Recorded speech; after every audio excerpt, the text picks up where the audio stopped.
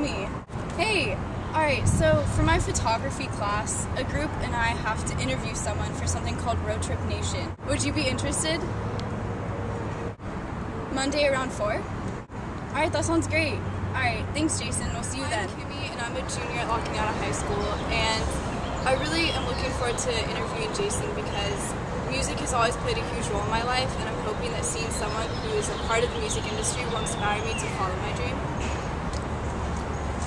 Hi, I'm Allison and I'm a junior, and I am hoping that this interview with Jason will give me some sort of clarity on what I want to do. Hi, I'm Bella and I'm a senior. I'm going to be majoring in geology next year and taking flying after that, so I want to be a pilot. But also music has been a big influence in my life, so this interview will be really interesting. Hi, I'm Shereen and I'm a senior, and I've always felt like I've had more of a creative side. And in fact, one of my main hobbies is singing with my sister on my free time, so getting the opportunity to interview someone like Jason is not only inspiring, but exciting. Hi, I'm Trevin, and I'm a senior. I was hoping to learn what it takes to do what you love for a living and succeed at it.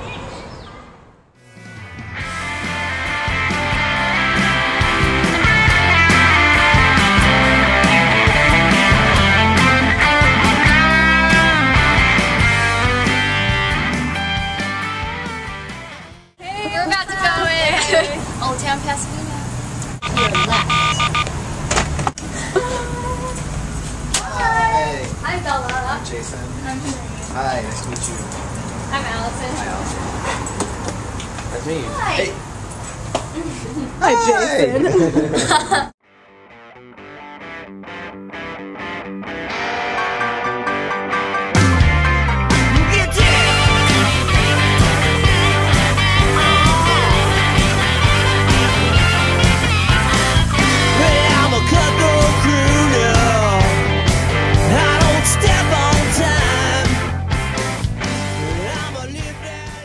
Thanks for being here, Jason. If you could go back and change anything in your life, would you? And what would you change?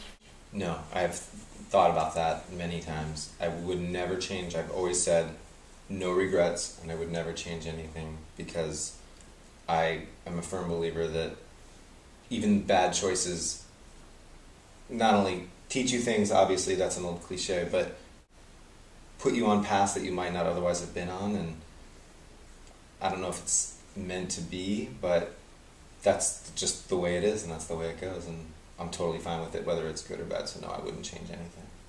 Did you ever feel pressure from other people to do something else? Yeah, I think, probably about your age, around that time where you're still in high school, but it's, that the end is coming, and everyone starts thinking and asking, what are you going to do after school? And obviously for most people the assumption is college, but for me I knew that that was not something I wanted to do. So there was definitely pressure from parents and family and friends of parents and family, teachers of course, anyone like that was definitely pushing for the next level of education. And I totally understood.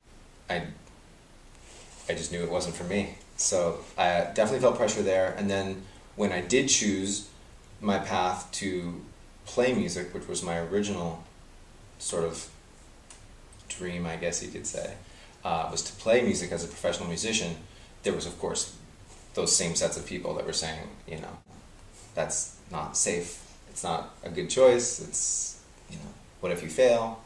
You probably will fail, all those things. But then again, there was lots of people that were also very supportive. But that was the time in my life where I felt the most pressure to do something else. How did everything fall into place?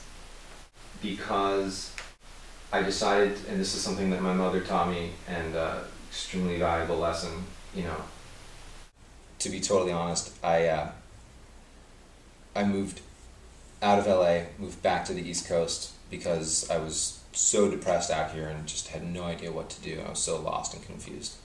And, kind of had to put my tail between my legs and call my parents and say, can I can I move back home for a little while? I don't know where I want to go next. I don't know what I want to do, but I just need to like be home for a little while and kind of reassess. Of course, my mom said absolutely. And I remember just kind of breaking down in my mom's kitchen, like literally collapsing, you know, crying, going, I don't know where to begin. I don't even know what to do. And I literally sat down with a piece of paper, and my mom said, write down for me 10 things that interest you. Radio was one of those things. And I ended up volunteering as a DJ at a college radio station. And you didn't have to be a student to DJ there. I got a shift one night a week. I think it was like Sunday nights from 4 a.m. to 6 a.m. This was in Vermont. So it was the winter. It was pitch black, freezing cold. I took the bus there, and it was horrible. I didn't get paid, of course, but I got to experience what it was like to be at a radio station, even a tiny one. And that snowballed into eventually a job at a record company. And that was really where I got my start in the music business. How did you stay positive?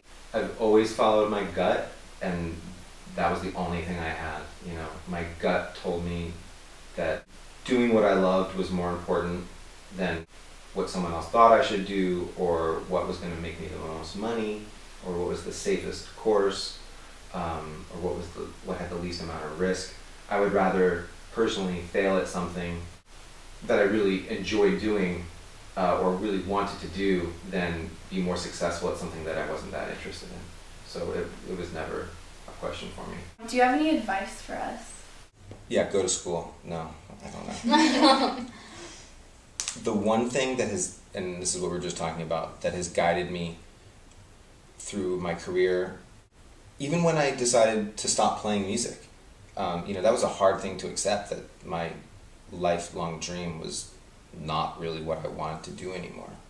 The same part of me that led me to that decision was the same part of me that led me to decide to try volunteering at a radio station, even though I had no idea what I was doing, which is the same part of me that led me to try working at a record company, which I didn't know anything about, or running a recording studio, which I knew nothing about before I started doing this.